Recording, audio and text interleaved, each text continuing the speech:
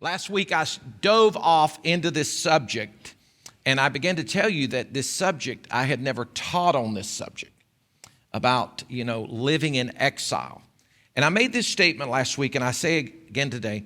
The more I study this subject, the more my heart just leans toward just a heavy slant toward repentance. And so I've just really kind of pressed into this subject on a personal basis and said, hey, Lord, I want to make sure that I get this. And so last week I started with this verse in Hebrews chapter 11. I'm going to start and kind of just do a little bit of a review, and then I'm going to take and drive home one thing last week that we did not look at. This is Hebrews chapter 11. This is the heroes of faith. This is the great hall of fame. It's talking about all of the Old Testament saints. This is Moses, Abraham, David, all the Old Testament saints. And they are the top of the game in the Bible. That's what the writer's explaining, so let's read it. All of these Old Testament saints, Abraham, Isaac, and Jacob, Rahab, David, all of them, not having received the things promised, but having seen them and greeted them from afar, having acknowledged that they were strangers and exiles. That's what I'm talking about. Interesting word. A sojourner, a foreigner in someone else's land. They knew they were living as a sojourner, strangers in exile on this earth. Verse 16, they were longing for a better country, a heavenly one, for he has prepared a city for them. They knew life, listen, they knew life was not permanent. Bob Jones Sr. said it like this. He said the greatest truth that changed his life was when he realized one day he'd have to live somewhere forever. He'd have to live somewhere forever. They knew life was transitory. They knew they were a nomad. That's a large word, but they just knew they were passing through this earth. They knew that. They knew life was not permanent. I said last week where David, at the beginning of his life, he said, Lord, teach me. This is the beginning of his life. He said, Lord, teach me to number my days, because I know I'm just a foreigner. I know I'm just passing through. You get him to the middle of his life, he says the exact same thing. He's laying on his deathbed. He says the exact same thing again. He said, I'm just passing through. I'm just a sojourner. They knew this. They knew this. I gave you this definition last week. I'm going to put it up here again. Exiled, a period of absence from one's homeland. We've been exiled out of the garden. You're living in exile here on this earth, often imposed as a form of punishment. Adam and Eve were kicked out of the garden. The Old Testament uses this language a lot. It regards Israel's exile when they were over in Babylon or they were over in Egypt. God's always trying to drive this home as a form of punishment for past sins and as an opportunity for God to step in and renew something. I'd say this all the time. We started in a garden, we're headed back to a garden. Now, John, I showed this to you last week. John had a little bit of a different slant. He comes from a little bit different angle. Don't set the affections of your heart on this world or in loving the things in this world. There's nothing wrong with having a nice car. There's nothing wrong with having a home or two homes. It's when they have you. It's when it becomes an idol. Don't set your affections, don't set your heart there on loving the things in the world. The love of the Father and the love of the world, they're incompatible. They're opposites. They don't play on the same field. For the world offers only, the Bible we all know says, the lust of the flesh, the lust of the eyes, the pride of life. The NLT does it a little bit different. For the world offers only a craving for physical pleasure, a craving for everything we see, pride in our achievements and in our possessions. These are not from the Father. They're not. And I put this up here last week, and we're going to dive into the new. Watch, but I want you to see this first. Watch. We must sooner or later realize that what is truly important is eternal. It's not temporal. We must stop loving the world. Why? Because it's these things, they lead our heart somewhere. All of this stuff, Andy Stanley, I heard him speak one time on stuff. Just stuff. Just the stuff that occupies our mind. We know this, all of the marketing campaigns, this is Satan's system. This is what he uses. The values. He wants us to value these things in this earth. Why? Because they lead our hearts away from worshiping God. And it becomes idolatry. And I love this statement. Calvin said it like this. No, go back. Calvin said the human heart, go back. The human heart, it's just a factory for idols. Because we have the capacity, we have it all inside of us, okay, that if we begin to value everything in this earth, it's going to mess us up. You can't worship your business. You can't worship your children. You can't worship a hobby. Beloved, it's a terrible road to go down. The love of money is the root. And most of this is just derived in us because we're so insecure. We set up all these idols. Now I want to do something today. We read it last week, but let's go back and I want to see 1 Peter. I want you to see this and I'm going to pull something out, okay? Now I'm going to read it quick because next week I'm going to dive even deeper in this, okay? This letter's from Peter, an apostle of Jesus Christ. I'm writing to God's chosen people, the exiles. The whole letter is about living in exile, how to live on this earth, who are living as foreigners in the nations. Next. God the Father knew you and chose you long ago, and His Spirit's made you holy. I'm going to talk about that next week. You've obeyed Him. That's in the past tense. God didn't throw all your obedience away one day. He wants to use that. And you've been cleansed by the blood of Christ. And may God give you more and more grace and peace, and may it be multiplied. I'm going to pull something out. Watch this next screen. Watch. Watch. The Father knew you. And the Father chose you. That right there. You see that? That's talking about the doctrine. Just buckle your seatbelts for a moment. That's talking about the doctrine of election. Let me say that again. It's talking about the doctrine of election.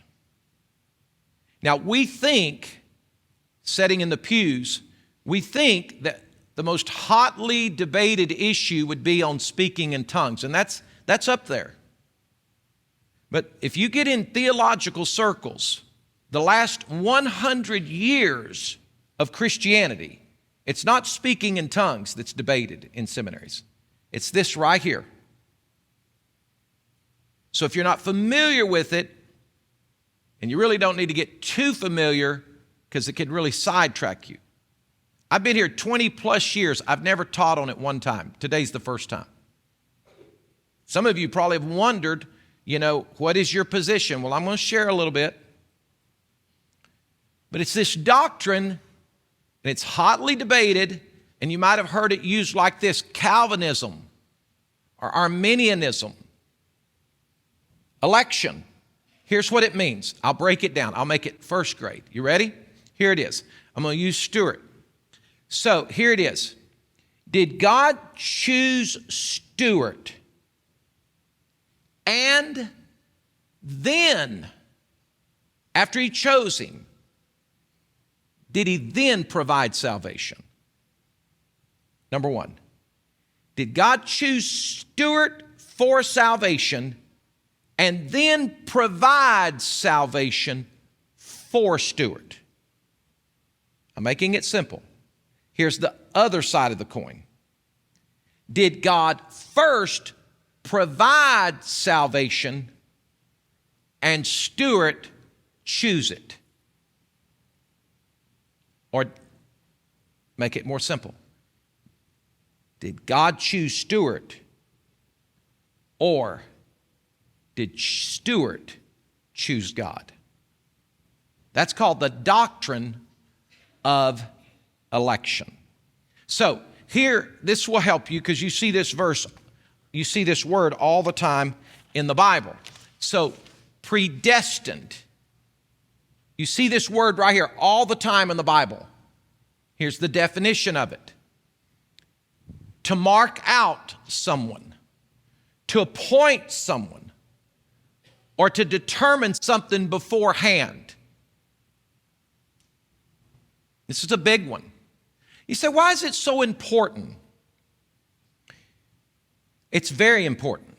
That's why Simon Peter said to the exiles, you better understand, if you're going to live in this earth, on this planet, you better understand election.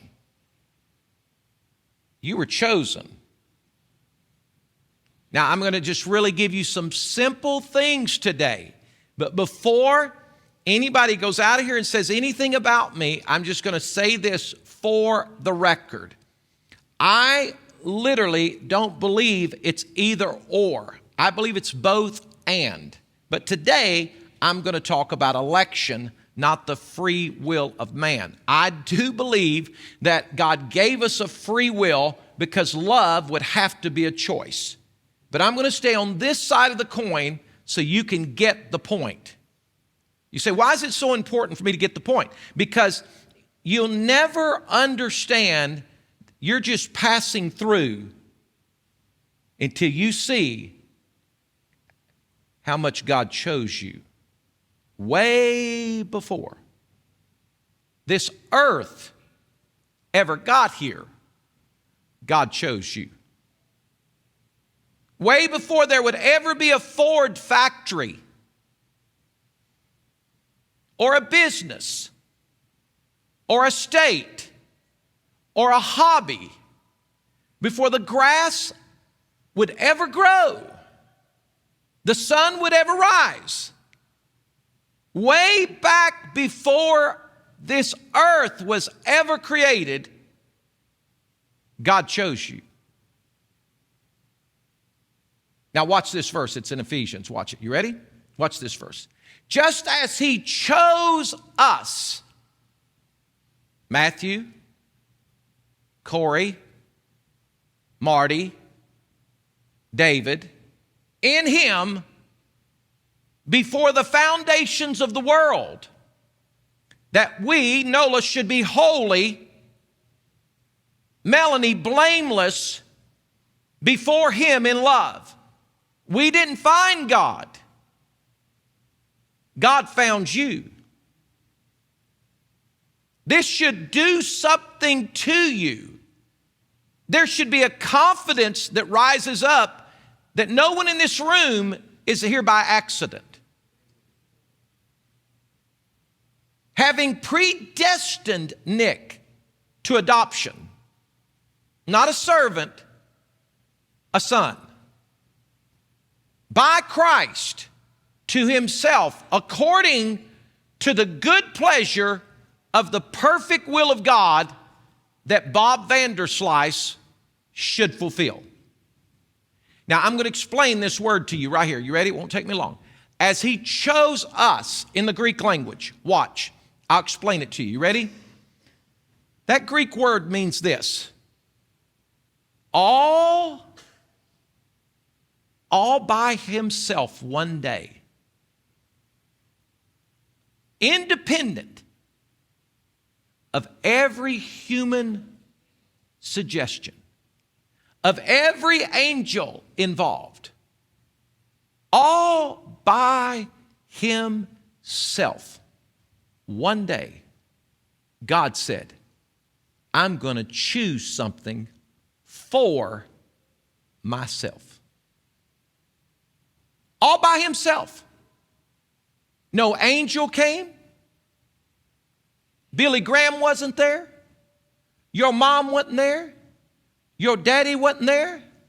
All by himself. Jesus wasn't there? Holy Spirit had no involved in it?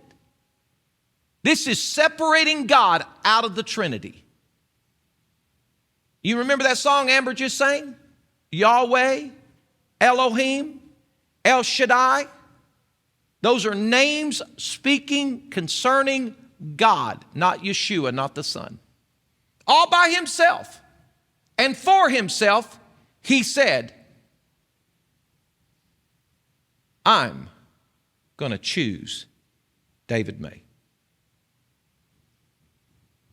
And after I choose, before the foundations of the earth, I need to provide salvation for who I choose.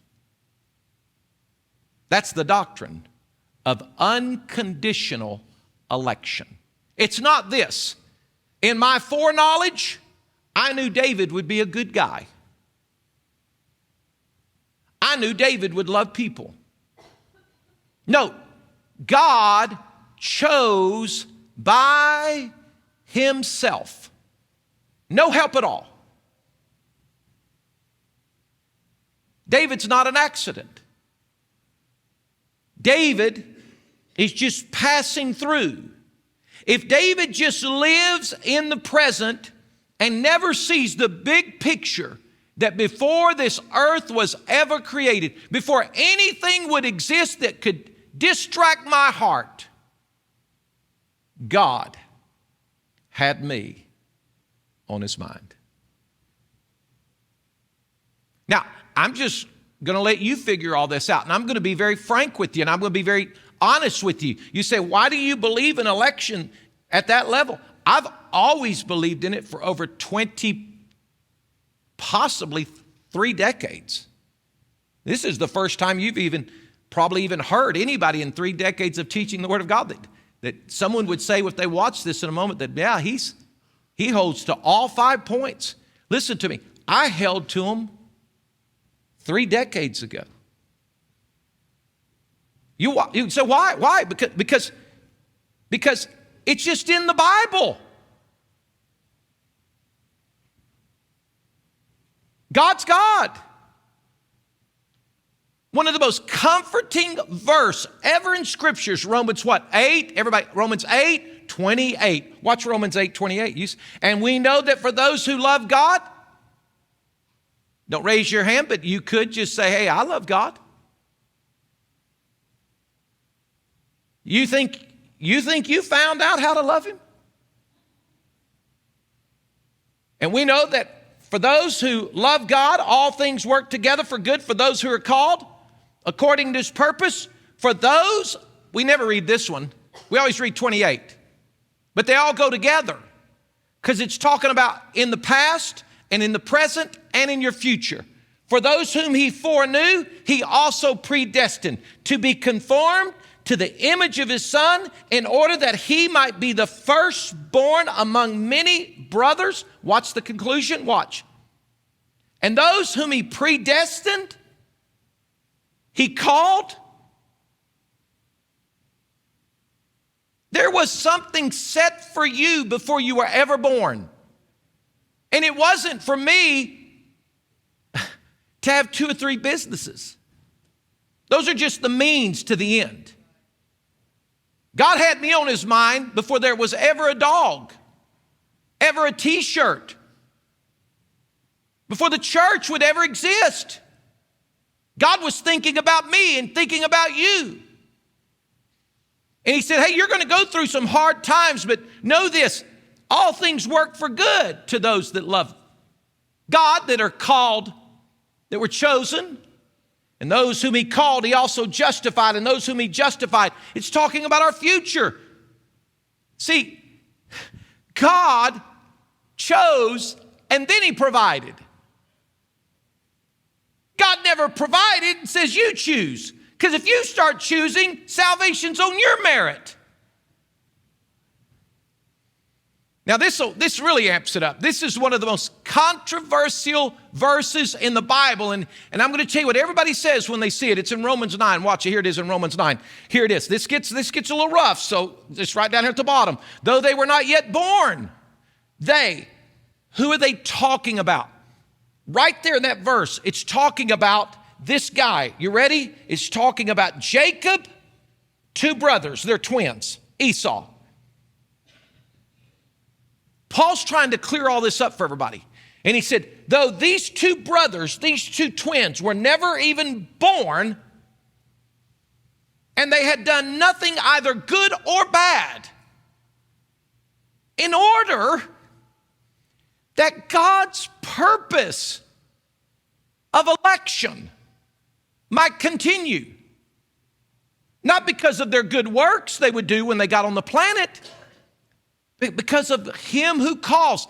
Verse 12 is a tough one. This is in the book of Malachi, this verse right here. So Paul's quoting it. Because here's what Paul knew. Paul knew when you talked about election, people would begin to say this, well, that's not fair. That's not fair. That's not a loving God. That's kind of just going through a lot of minds in here. Well, that's not fair that God would choose someone and not choose someone else. That's not fair. So Paul is going to deal with it. And I mean, he just puts it out there. And he says, she was told the older will serve the younger. Because it's written, Jacob I loved, but Esau doesn't mean he hated him. It means he rejected him. He didn't get chosen. And here's what everybody says about this. 60 seconds. Stay with me. You would say, and most people would say it like this, that's not just. That's not right. Now I want you to listen to me. I'm going to say that again, or you'll miss the whole message. You say, that's not justice, Gene. That's not right. No. Let me tell you justice. Let me tell you what's just, Seth. Let me tell you what's right, Matt. Romans 3:23. All of us have sinned, and we fell short of the glory of God. Justice is everybody in this room deserves hell. But because he is just, he made a way for us. Salvation is not determined by your will. That blows your mind. I even told Nina before the service, I said, Nina, I think I'm going to have to use a verse because it's going to get so quiet when I talk about the justice of God. Because you think that's not fair. That's not fair. They didn't get chosen. You've got to understand, all of us only deserve hell. All have sinned. All have fell short. Hard subject.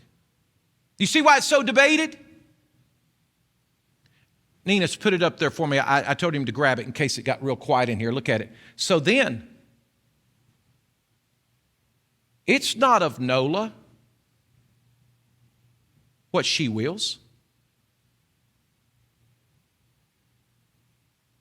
nor of how good you are, how hard you can run, but it, Paul said, this follows.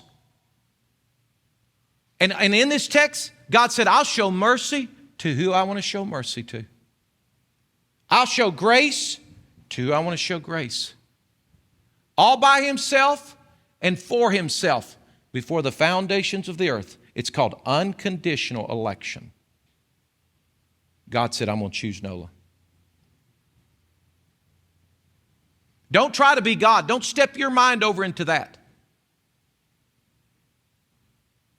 Don't try to figure all this out.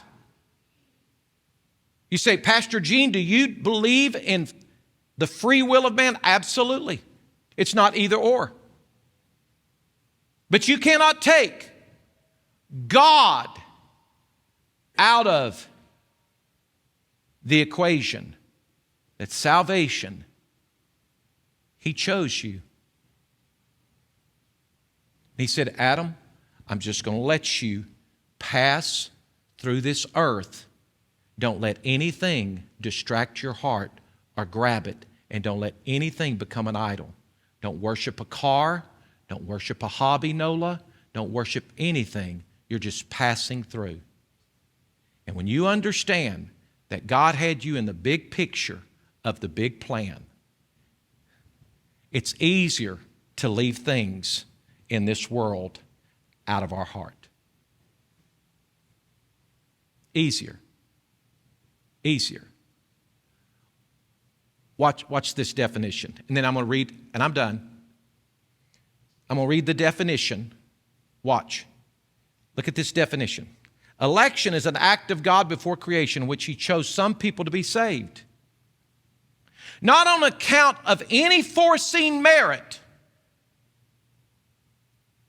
See, then you would be getting saved, David, because you were going to be a good guy. In them.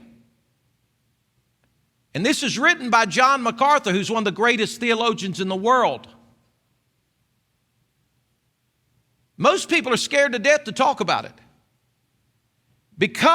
But only because of his sovereign good, his love, his mercy. I'm going to show you a verse, and I'm going to show you a verse right fast. If you'll go, Ninos, we're going to wrap it up. Just go to that verse in 1 Peter, and this is in the Passion's translation, and we're done today. But I want you to see this. This is in the Passion. This is where it talks about we're a royal priesthood, a chosen generation. But I'm going to read in the Passion. Watch. But you are God's chosen treasure. If you'll come on. But you are God's chosen treasure, priest who are kings. A spiritual nation. Melanie's been set apart as God's devoted one on this planet. He called you out of darkness. He called Laura out of darkness. He called Bob out of darkness. He called Stephen out of darkness. He called Stuart out of darkness. To experience his marvelous light. And now he claims you as an ambassador on this planet, to let nothing grab or distract your heart. As his very own. This is powerful. He did this so that you would broadcast his glorious wonders throughout the world. Watch the rest of it. This is so powerful. I love it. For at one time, you were not God's people, but now you are. At one time, you knew nothing of God's mercy because you hadn't received it yet. But now you've been drenched with the mercy of God. Ninos, I got it. I got the definition. Y'all see me use this a lot. It's the definition of grace and mercy. Watch the definition. Throw it back up. Grace is giving someone something good that they do not deserve, but mercy is withholding from someone something bad that they do deserve. Look at this last verse in the book of John. Jesus said it better than anybody. Just trust Jesus. Look what he said. You didn't choose me. Just read that. Let's go Bible. It's all throughout the Word of God.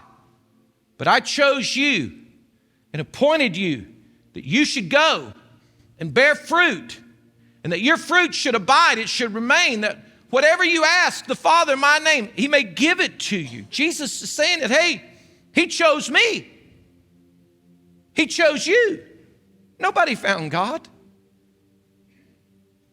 Before this earth was ever here, the things that we worship, God chose us. When you get that revelation,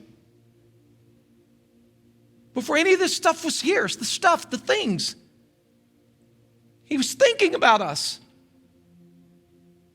He said, I better provide a way. Because they're going to blow it in the garden.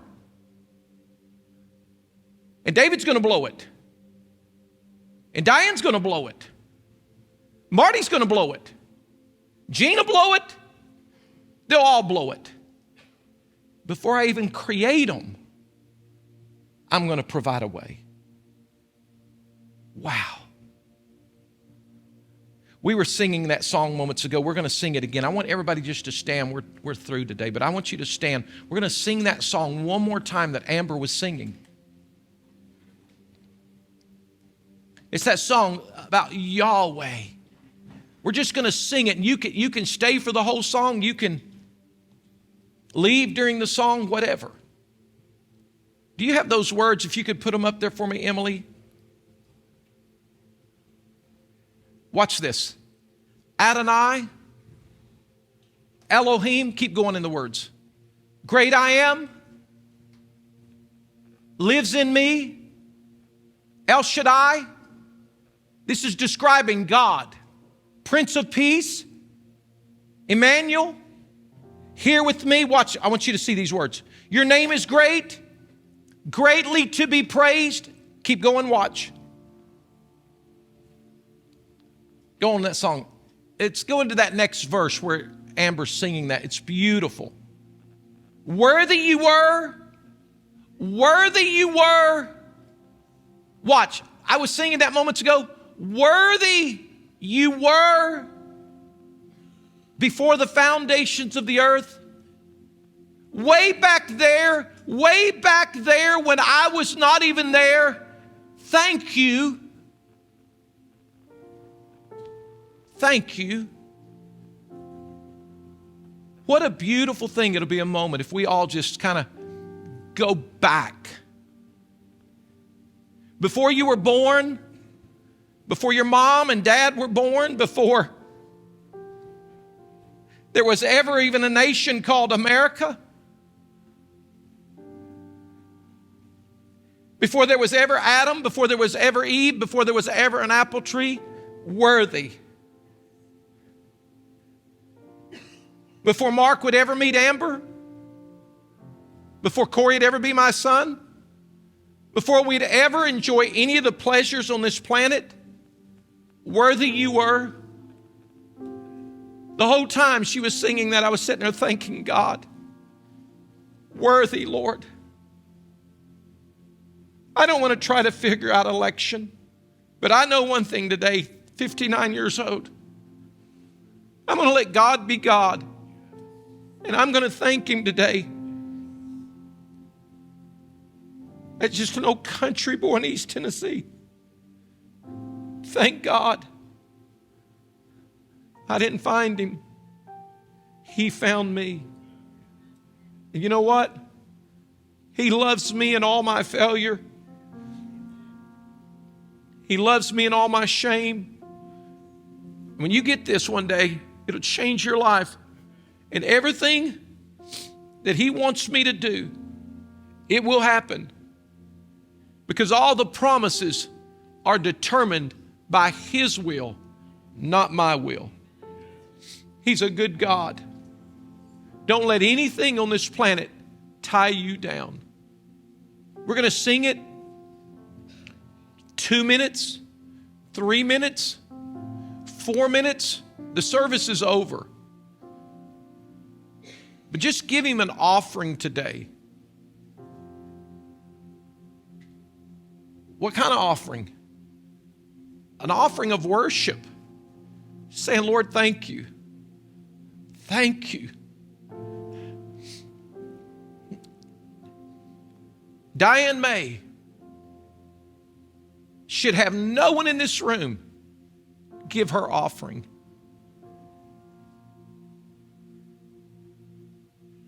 Maury should have no one in this room give his offering. We ought to all say, worthy you were, and worthy you are.